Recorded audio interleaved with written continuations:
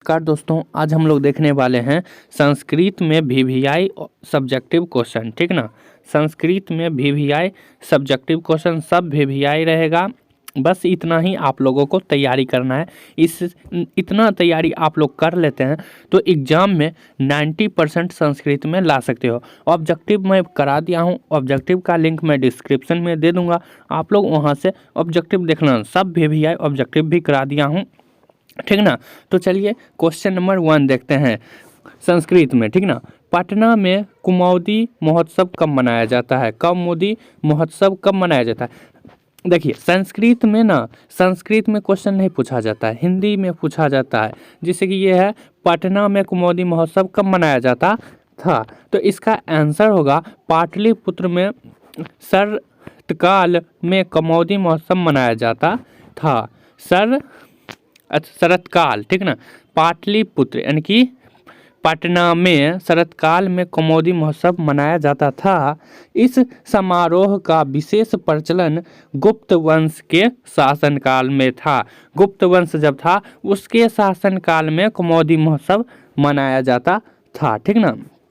चलिए question number 2 कह रहा है, देख लीजिए, दामोदर गुप्त ने पटना के संबंध में क्या लिखा है? ये ऐसा भी पूछा जा सकता है, और दूसरा इसी क्वेश्चन तो सेम रहेगा लेकिन अलग लिखा रहेगा। अथवा में कवि दामोदर गुप्त के अनुसार पाटलिपुत्र कैसा नगर है? तो देखिए पाटलिपुत्र कैसा नगर है, तो कवि दामोदर गुप्त के अनुसार पाटलिपुत्र यानी कि पाटलिपुत्र का नाम है पटना, ठीक ना। महानगर पृथ्वी पर बसे नगरों में श्रेष्ठ है। यहाँ सरस्वती के वंशज यानी विद्वान लोग बसते हैं। पटना में कौन से लोग बसते हैं? विद्वान लोग, ठीक ना, बसते हैं। कवि ने इस महानगर की तुलना इंद्र की भरी पूरी नगरी से की है, ठीक ना। कवि दामोदर गुप्त ने इस महानगर की तुलना भरी पूरी नगरी से की है, इंद्र की, ठीक ना। चलिए क्वेश्चन नंबर 3 देखते हैं। 3 नंबर क्वेश्चन कह रहा है, प्राचीन ग्रंथों में पटना में कौन कौन से नाम मिलते हैं? प्राचीन ग्रंथों में पटना का क्या क्या नाम है? पटना का नाम है पाटलिपुत्र, है ना। तो 2-3 नाम है पटना का। तो देख लीजिए, प्राचीन काल में यानी कि प्राचीन ग्रंथों में पटना के नाम, पहला नंबर पर है पुष्पपुर, दूसरा है नाम कुसुमपुर और तीसरा नाम है पाटलिपुत्र। यानी कि पटना का 3 नाम है, पुष्पपुर, कुसुमपुर और पाटलिपुर आदि मिलते हैं, ठीक ना। सब वीवीआई है, बस आप लोग याद करते जाइए, अगर नहीं है तो स्क्रीनशॉट ले लीजिए। चलिए क्वेश्चन नंबर 4 कह रहा है, कौन कौन से विदेशी यात्री पटना आए थे? कौन कौन से विदेशी यात्री पटना आए थे?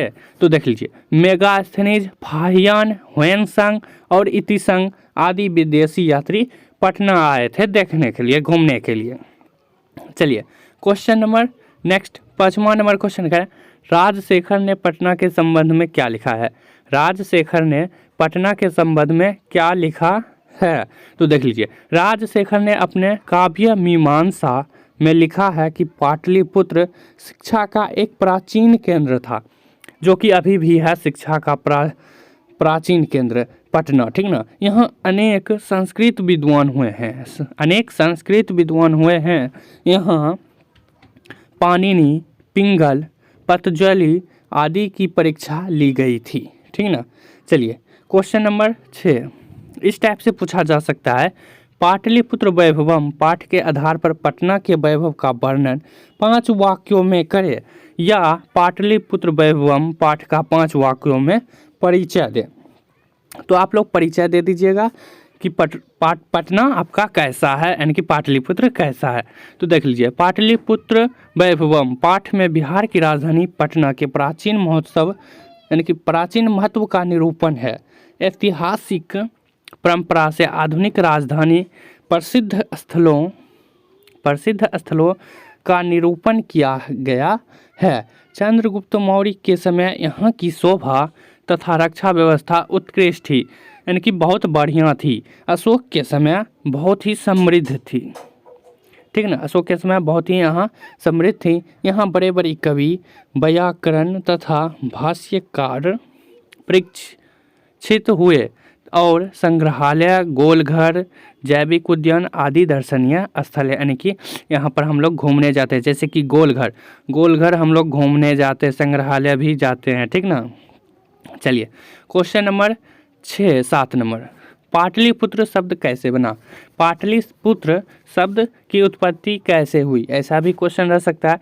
तो देख लीजिए, पाटलिग्राम शब्द से पाटलिपुत्र बना है। पाटलिग्राम शब्द से क्या बना है, पाटलिपुत्र।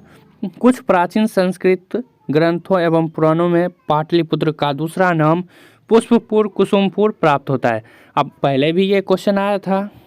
चलिए क्वेश्चन नंबर, ये पता नहीं कितना नंबर क्वेश्चन है, आप लोग देख लीजिए। सिख संप्रदाय के लोगों के लिए पटना नगर क्यों महत्वपूर्ण है, या पटना का गुरुद्वारा किसके लिए और क्यों प्रसिद्ध है। 3 वाक्यों में उत्तर दें। देख लीजिए, सिख संप्रदाय के लोगों के लिए प्राचीन पटना नगर में पूजनीय स्थल अवस्थित है। एक लाइन हो गया, ठीक ना, एक वाक्य। दूसरा वाक्य, यहाँ उनके 10वें गुरु गोविंद सिंह का जन्म स्थान है। और तीसरा लाइन ये है, यह स्थल गुरुद्वारा के नाम से जाना जाता है। चलिए नेक्स्ट क्वेश्चन है आपका, चंद्रगुप्त मौर्य तथा अशोक के समय पाटलिपुत्र कैसा नगर था। तो इसका आंसर हो जाएगा, चंद्रगुप्त मौर्य के समय पाटलिपुत्र की रक्षा व्यवस्था काफ़ी मजबूत थी, यह सुंदर नगर था।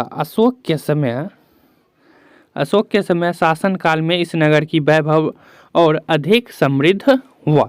चलिए अब नेक्स्ट क्वेश्चन की ओर चलते हैं। यहाँ से हम लोग सिर्फ क्वेश्चन देखें, हम सिर्फ यहाँ से क्वेश्चन जो VVI होगा वो सब क्वेश्चन सिर्फ हम बताएंगे, और आप लोग अगर आपको इसका आंसर नहीं पता है तो यहाँ से स्क्रीनशॉट ले लीजिएगा, ठीक ना।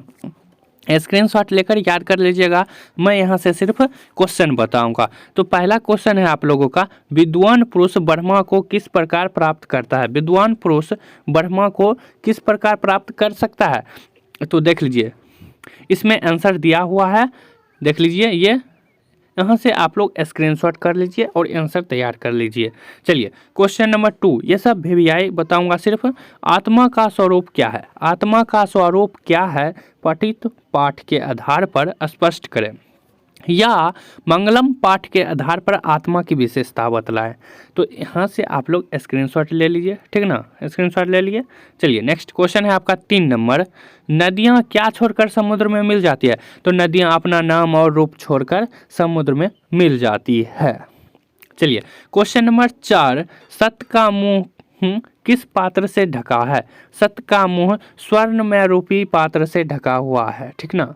चलिए क्वेश्चन नंबर 5, उपनिषद को आध्यात्मिक ग्रंथ क्यों कहा गया है। उपनिषद को आध्यात्मिक ग्रंथ क्यों कहा गया है। तो यहाँ पर मैं आंसर दे दिया हूँ, आप लोग लिख लीजिए, स्क्रीनशॉट ले लीजिए, ठीक ना। अब चलते हैं नेक्स्ट क्वेश्चन की ओर। नेक्स्ट हाँ, यहाँ से चलिए नेक्स्ट क्वेश्चन है 3 नंबर आपका, पाटलिपुत्र शब्द कैसे बना। ये तो हो गया है, देख लीजिए।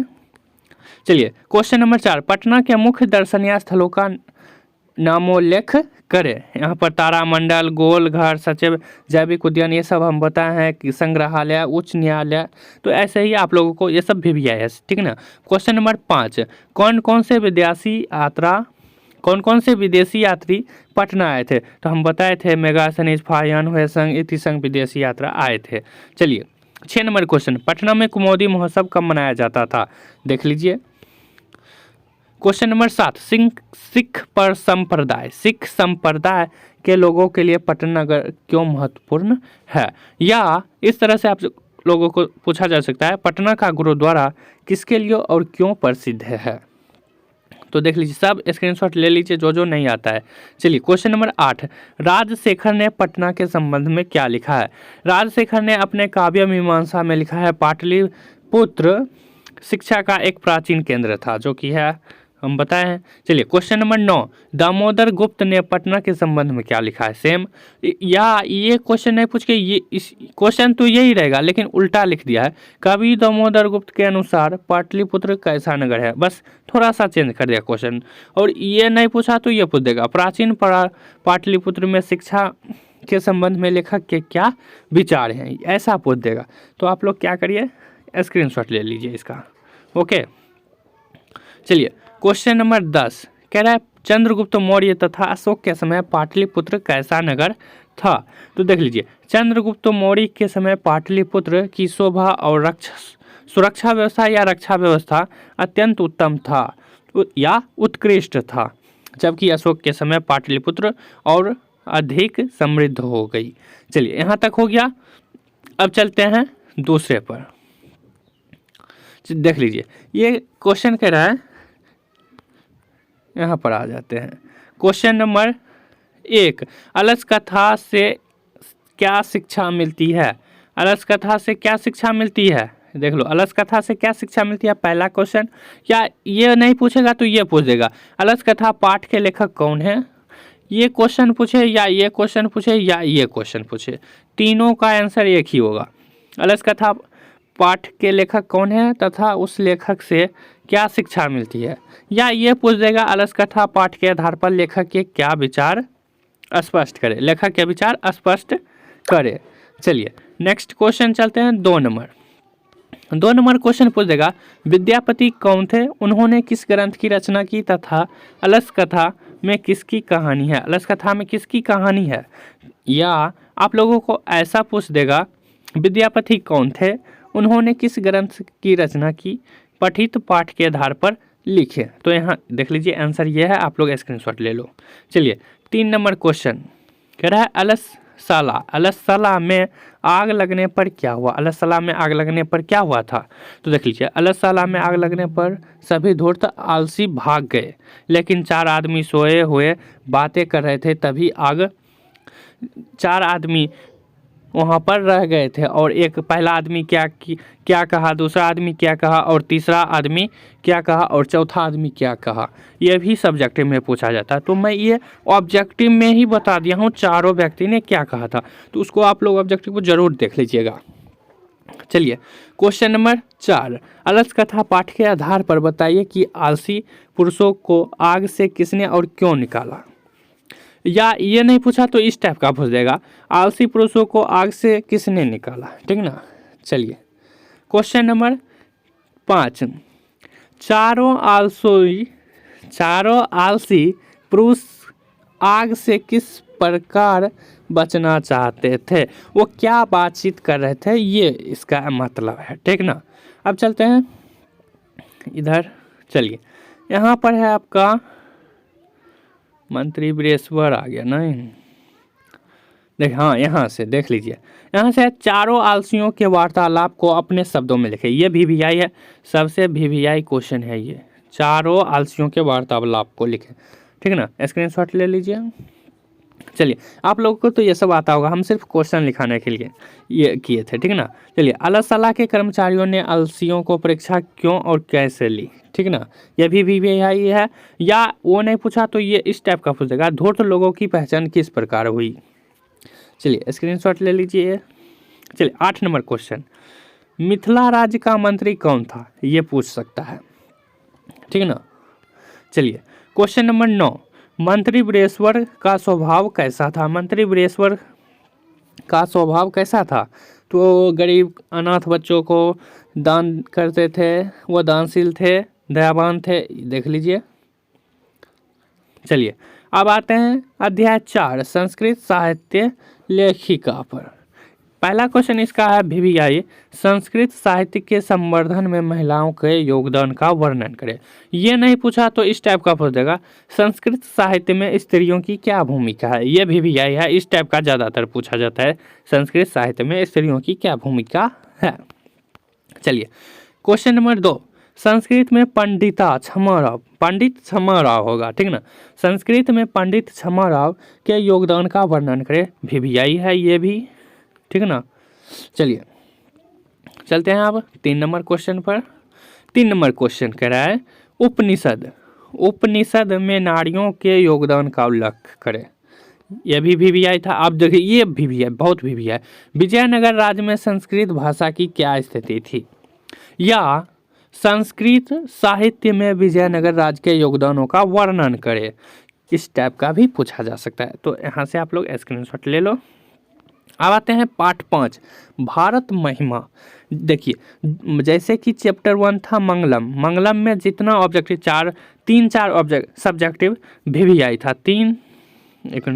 3 से 4 सब्जेक्टिव क्वेश्चन VVI था, तो वो हम चैप्टर वाइज करा दिए कि आप लोगों को अच्छा से रिवीजन हो सके। या आप लोगों को लिखा हुआ नहीं है तो यहाँ से स्क्रीनशॉट लेकर तैयारी कर लो बस। चलिए क्वेश्चन नंबर 1, भारत महिमा के अनुसार बताएं कि हमारी मातृभूमि कैसी है। देखो ये क्वेश्चन को 3 टाइप से पूछा गया है। इस क्वेश्चन को कितने टाइप से? 3 टाइप से पूछा गया है। कैसे कैसे तो देख लीजिए। भारत महिमा पाठ के आधार पर भारत की भूमि कैसी है, भारत की भूमि कैसी है, या हमारी मातृभूमि कैसी है, या भारत भूमि कैसी है तथा यहाँ किस प्रकार के लोग रहते हैं।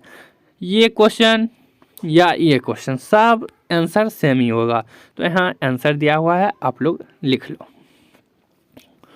ठीक है, स्क्रीनशॉट ले लो। चलिए क्वेश्चन नंबर 2, देवगन भारत के गीत क्यों गाते हैं। यह भी VVI है, ठीक है ना। देवगन भारत के गीत क्यों गाते हैं, पठित पाठ के आधार पर उत्तर दीजिए। या देवता लोग किस देश का गुणगान करते हैं, ये VVI है। ये ज़्यादातर इस टाइप का पूछा जाता है, देवता लोग किस देश का गुणगान करते हैं और क्यों, इस टाइप का ज़्यादा पूछा जाता है। तो यहाँ पर आंसर दिया हूँ मैं, स्क्रीनशॉट ले लीजिए। चलिए क्वेश्चन नंबर 3 देख लीजिए, ये कितने टाइप से पूछा गया है, 4 टाइप से, 1 2 3 4 5 टाइप से एक क्वेश्चन पूछा जाता है। तो यहाँ पर कंफ्यूज हो जाता है स्टूडेंट की, अरे इसका आंसर हम पढ़वे नहीं किए, ये हम पढ़वे नहीं किए, कैसे आंसर दे। तो आप लोगों को वहाँ पर समझना होगा, ठीक ना। तो देखिए पहला है भारत महिमा पाठ से हमें क्या संदेश मिलता है, और दूसरा है या में भारत महिमा पाठ से क्या शिक्षा मिलती है, 5 वाक्य में उत्तर दे। इसीलिए हम चैप्टर वाइज करा दिए कि आप लोगों को अच्छे से पता चल सके कि किस टाइप से क्वेश्चन पूछा जाता है, ठीक ना। देखिए तीसरा क्या करे, भारत महिमा पाठ का सारांश प्रस्तुत करे, लेकिन आंसर सबका एक ही होगा, लेकिन क्वेश्चन का टाइप बदल दिया कि अरे जैसे बस थोड़ा सा चेंज कर दिया क्वेश्चन में। देखिए चौथा क्या कह रहा है, भारत महिमा पाठ के आधार पर भारत की विशेषता लिखो या सारांश लिखो। सारांश में भी विशेषता लिख दो, या 5 वाक्य लिखो तो उसमें ही लिख दो विशेषता, बात एक ही है। देखिए और 5वां नंबर, भारत महिमा का वर्णन पठित पाठ के आधार पर करें। देखो देख लो, स्क्रीनशॉट ले लो। चलिए अब आते हैं इधर, ये आप लोगों को PDF देने का था लेकिन दिए नहीं ना, दिए कहाँ PDF, ये हो गया था। अब ये चलिए क्या कह रहा है, संस्कार कितने हैं, संस्कार कितने हैं तथा उनके नाम क्या है, ये भी VVI है। संस्कार कितने हैं तथा उनके नाम लिखे, ये VVI है, सभी संस्कारों के नाम लिखे, ये VVI है। आप लोग देख लीजिए इसका आंसर, ये इसको लिखना बहुत, इसको याद रहना बहुत ही इम्पोर्टेंट है, ये जरूर याद कर लेना कम से कम। चलिए 2 नंबर, शैक्षणिक संस्कार कौन कौन से हैं, शिक्षा संस्कार का वर्णन करें, यह भी बहुत ही इंपॉर्टेंट क्वेश्चन है। चलिए क्वेश्चन नंबर 3, विवाह संस्कार में कौन कौन से मुख्य कार्य किए जाते हैं, VVI है। संस्कार किसे कहते हैं, विवाह संस्कार का वर्णन करें, ये MVVI है, ठीक ना, ये सबसे VVI है क्वेश्चन है। विवाह संस्कार किस, यानी कि संस्कार किसे कहते हैं, विवाह संस्कार का वर्णन करें। चलिए 4 नंबर क्वेश्चन कह रहा है, केशांत संस्कार को गोदान संस्कार भी कहा जाता है, क्यों, ये भी बहुत ही इंपॉर्टेंट क्वेश्चन है, VVI। चलिए क्वेश्चन नंबर 5, भारतीय संस्कार पाठ में लेखक क्या शिक्षा देना चाहते हैं, ये भी। चलिए अब है आपका नीति श्लोक, नीति श्लोक से ज़्यादा क्वेश्चन पूछा जाता है, आप लोग को पता होगा। नीति श्लोक पाठ के आधार पर पंडित के लक्षण क्या है, पंडित के लक्षण पूछा जाए, मोस्ट VVI क्वेश्चन, ठीक है, सब VVI है, MCQ। चलिए क्वेश्चन या ये नहीं, इसी टाइप से दूसरा, नीति श्लोक पाठ के आधार पर पंडित के कौन कौन से गुण हैं, लक्षण कहो या गुण कहो, एक ही है। चलिए अब आते हैं इधर नीति श्लोक, अब दूसरा क्वेश्चन, या नीति श्लोक पाठ के आधार पर पंडित की परिभाषा दे, पंडित की परिभाषा दो, आप लोग अपने गांव के पंडित को परिभाषा दे दो। चलिए नीति श्लोक पाठ में मूढ़ चेतनाराधम किसे कहा गया है? चेतनाराधम किसे कहा गया है? या नीति श्लोक पाठ के आधार पर नराधम नराधम कहते हैं मूर्ख को, ठीक ना। नराधम मूर्ख के लक्षण क्या क्या होता है लिख दो। नीच मनुष्य कौन है? पठित पाठ के आधार पर स्पष्ट करें। नीच मनुष्य, महात्मा विदुर ने नीच मनुष्य के बारे में कहा था, यानी कि मूर्ख। चलिए, नरक के कितने द्वार हैं? नरक में जाने के कितने द्वार हैं? नरक के कितने द्वार हैं? यह भी गए है, उसका नाम लिखें। नीति श्लोक पाठ में नरक के कितने द्वार हैं? उसका नाम लिखें।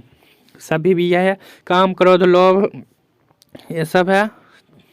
चलिए, क्वेश्चन नंबर 4 कह रहा है उन्नति की इच्छा रखने वाले मनुष्य को क्या करना चाहिए, या अपनी प्रगति चाहने वालों को क्या करना चाहिए? ये भी यही है। चलिए, क्वेश्चन नंबर 5, नीति श्लोक पाठ के अनुसार कौन सा 3 वस्तु त्याज्य है? स्क्रीनशॉट ले जाओ। चलिए, ये क्वेश्चन उतना कठिन, बोलने वाले व्यक्ति कठिन से, ये इंपॉर्टेंट नहीं है। चलिए, क्वेश्चन नंबर 7, नीति श्लोक पाठ के आधार पर स्त्रियों की विशेषता, स्त्रियों की व्यवस्था या स्त्रियों की विशेष रक्षा क्यों करनी चाहिए? ये इंपॉर्टेंट है, ठीक ना। चलिए, स्क्रीनशॉट तो आप लोग ले ही लीजिएगा। चलिए, नीति श्लोक पाठ के आधार पर मनुष्य के 6 दोषों का हिंदी में वर्णन करें। 6 दोष का वर्णन देख लीजिए, इधर होगा। राम प्रवेश राम अभी नहीं आए हैं, हाँ।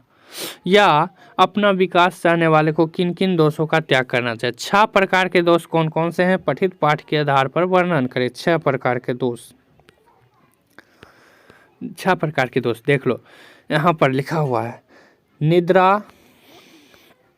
निद्रा, तंद्रा, भय, क्रोध, आलस, ठीक ना, सब है इंपॉर्टेंट। चलिए, क्वेश्चन नंबर 9, नीति श्लोक पाठ के आधार पर सुलभ और दुर्लभ कौन है? ये भी इंपॉर्टेंट है, आप लोग देख लो। ये सब PDF हम दे दिए हैं पहले से ही सबको, ठीक ना, इसीलिए सबको सोचे इसका भी करा देते हैं। चलिए, देख लीजिए, क्रमवीर कथा का है ये है क्रमवीर कथा चैप्टर 8 पार्ट 8। चलिए, क्रमवीर कौन था? Most VVI question. क्रमवीर कौन था? उनकी सफलता की कहानी क्या? 5 वाक्यों में लिखे।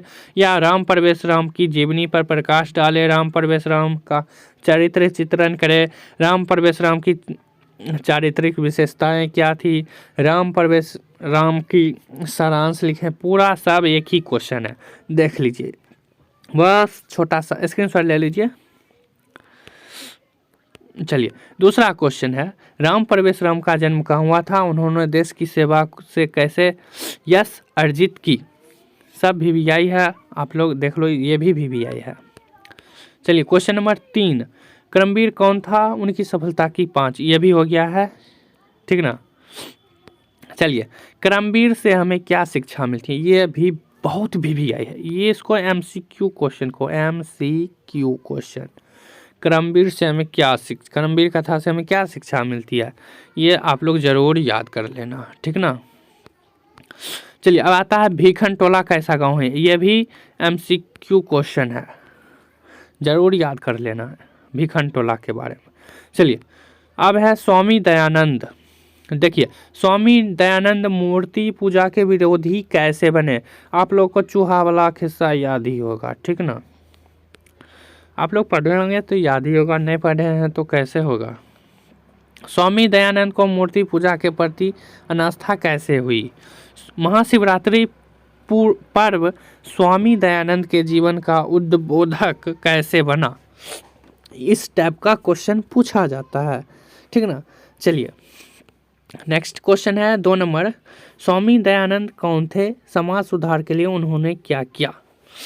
दूसरा है इसी टाइप का, ठीक ना। बस कुछ भी पूछे, सब VVI है, देख लीजिए, ये भी VVI है।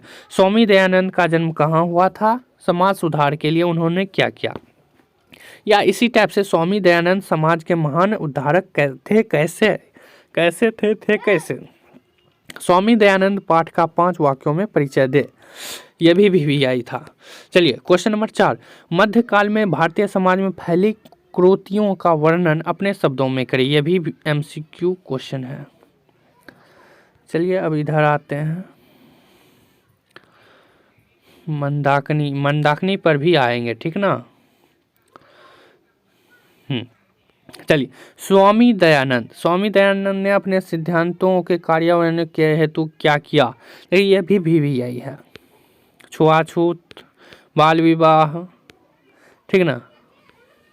चलिए अब मंदाकिनी वर्णनम पर आते हैं। मंदाकिनी वर्णनम, ये देख लीजिए, ये जो एक लाइन से जो 5 क्वेश्चन है ना, वो एक ही क्वेश्चन है। इसको अलग अलग टाइप से लेकिन पूछ दिया है, लेकिन इस टाइप से कोई ना कोई तो पूछा ही जाता है, ठीक ना। इसलिए आप लोग क्वेश्चन देख लीजिए क्या क्या है। मंदाकिनी की शोभा का वर्णन किस रूप में किया गया है? पहला हो गया ये टाइप। दूसरा टाइप है आपका चित्रकूट की गंगा की शोभा का वर्णन अपने शब्दों में करें। दूसरा है मंदाकिनी का वर्णन अपने शब्दों में करें। तीसरा है मंदाकिनी वर्णनम, पाठ का 5 वाक्यों में परिचय देना है। मंदाकिनी नदी का वर्णन अपने शब्दों में करें। 5-5, लेकिन बस लिखना उतना ही है।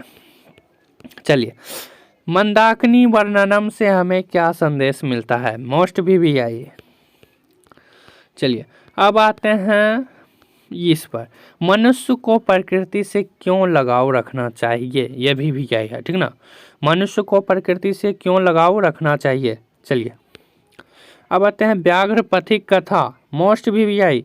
इससे बहुत सारा क्वेश्चन पूछा जाता है। व्याघ्र पथिक कथा देख लीजिए, 1 2 3 4 5 6 7 टाइप से पूछा जाता है, ठीक ना। सिर्फ क्वेश्चन का स्क्रीनशॉट लेना है आप लोगों को इसका, ठीक ना। देख लीजिए, एक ही क्वेश्चन को 7 टाइप से पूछ दिया। आप बच्चा क्यों नहीं कन्फ्यूज करेगा? देख लीजिए, व्याघ्र पथिक कथा के लेखक कौन है? इस पाठ से क्या शिक्षा मिलती है? दूसरा, व्याघ्र पथिक कथा कहाँ से लिया गया है? इसके लेखक कौन है तथा इससे क्या शिक्षा मिलती है? और तीसरा, व्याघ्र पथिक कथा से क्या शिक्षा मिलती है? चौथा, व्याघ्र पथिक कथा में मूल संदेश क्या है? पांचवा, छठा है ये, व्याघ्र पथिक कथा को संक्षेप में अपने शब्दों में लिखिए। और लास्ट, व्याघ्र पथिक कथा का 5 वाक्य में परिचय दे। अब 2 नंबर क्वेश्चन आ जाता है, व्याघ्र पथिक कथा के आधार पर बताएं कि दान किसको देना चाहिए? दान किसको देना चाहिए? गरीब को देना चाहिए दान। चलिए, सात्विक दान क्या है? ये MCQ क्वेश्चन है, ठीक ना। ये बहुत ही इंपॉर्टेंट है। सात्विक दान क्या है? पठित पाठ के आधार पर उत्तर दे। स्क्रीनशॉट आप लोग लेना ना भूलें। चलिए, सात्विक दान भी हो गया। हाँ, ये देखिए, पथिक वृद्ध बाघ की बातों में क्यों आ गया? वो क्या देना चाहता था? आप लोग कमेंट में बताइएगा। बूढ़ा बाघ क्या देना चाहता था? ये आप लोग कमेंट में बताइएगा जरूर। चलिए, क्वेश्चन नंबर 5, वृद्ध बाघ ने पथिक को फंसाने के लिए किस तरह का भेष रचाया? ये भी कमेंट में बताना है, किस तरह का भेष रचाया, भेष बनाया। अब आएंगे थोड़ी देर में कर्णस्य दानवीरता पर, MCQ क्वेश्चन। चलिए, क्वेश्चन नंबर भी आई, ये उसी टाइप का है, ठीक ना। बाघ ने पथिक को पकड़ने के लिए क्या चाल चली? दूसरा, वृद्ध बाघ पथिक को पकड़ने में कैसे सफल हुआ था? तीसरा, धार्मिक व्यक्ति ने वृद्ध बाघ को क्या उपदेश दिया? बस टाइप देखो आप लोग। लास्ट है कर्णस्य दानवीरता। कर्णस्य दानवीरता पाठ 12। कर्णस्य दानवीरता पाठ के आधार पर दान के महत्व का वर्णन करें। दूसरा है कर्णस्य दानवीरता पाठ के आधार पर दान की महिमा का वर्णन करें। देख लीजिए, दान की विशेषता। चलिए, दूसरा नंबर क्वेश्चन, कर्ण की दानवीरता का वर्णन अपने शब्दों में करिए। ये तो आप लोगों को महाभारत देख लो, पता होगा ये सब। कर्ण से दानवीरता पाठ का 5 वाक्य, परिचय 5 वाक्य में ये सब में रहता है। कर्ण के कवच और कुंडल की विशेषताएं, ये भी यही है। कर्ण के कवच और कुंडल की विशेषताएं। लास्ट है कर्ण से दानवीरता पाठ के नाटककार कौन है? कर्ण किनका पुत्र था और उन्होंने इंद्र को दान में क्या दिया? कर्ण ने इंद्र को दान में क्या दिया था, इसको लिखने के कह रहा है। चलिए, हो गया लगता है, बस कुछ क्वेश्चन और हैं। चलिए, कर्ण की चारित्रिक विशेषताओं का वर्णन करें। कर्ण कौन था, उसकी क्या विशेषताएं थी, ठीक ना। सेम क्वेश्चन है, देख लीजिए। कर्ण से दानवीरता पाठ से हमें क्या शिक्षा मिलती है? चलिए, विश्व शांति ये देख लीजिए, विश्व शांति कितना है, 2 4 5 6 पूछा जाता है सेम टाइप का। विश्व शांति पाठ का 5 वाक्य में वर्णन, विश्व शांति पाठ का मुख्य उद्देश्य, विश्व शांति पाठ से हमें क्या शिक्षा मिलती है, विश्व में शांति कैसे स्थापित हो सकती है, विश्व शांति के लिए हमें क्या करना चाहिए, लास्ट है सभी जनों की देशभक्ति कैसी होनी चाहिए। इस इतना क्वेश्चन पूछा जाता है। एक कोई देख लो, विश्व में अशांति का क्या कारण है, अशांति का मूल कारण क्या है, ये भी VVI है। चलिए 3 नंबर, संसार में अशांति कैसे नष्ट हो सकती है, इसके बारे में पूछा जा रहा है। वो इधर आना है। चलिए आगे। चलिए वर्तमान में विश्व की स्थिति का वर्णन करें। लास्ट है, विश्व शांति पाठ के आधार पर उदार हृदय पुरुष का लक्षण बतावे, ठीक ना। चलिए अब आते हैं शास्त्रकार में। इंपॉर्टेंट है पहला नंबर, शास्त्र मनुष्य को किन चीज़ों का बोध कराता है। शास्त्र मनोमानवेभ्यः किम शिक्षयति। चलिए संस्कृत वाला देखना ही नहीं है, संस्कृत में पूछेगा ही नहीं, संस्कृत में तो पूछता ही नहीं है। चलिए ये सब भी यही है, ठीक ना। भारतीय शास्त्रकारों का परिचय दे। वेदांग या वेद विद्यांगों कितने हैं, ये हम बताए थे, सभी का नाम लिखे। वेदांग कितने हैं उसका नाम लिखना है, सभी का है। वेद के अंगों तथा उसके प्रवर्तकों का नाम लिखें। वेदांग कितने हैं, उनके प्रवर्तकों एवं शास्त्रों का नाम लिखने के लिए बोला जा रहा है। चलिए देख लीजिए, यहाँ पर लिखा हुआ है, स्क्रीनशॉट ले लीजिए। वेदांग 6 है, ये सब हम बताए हैं। हाँ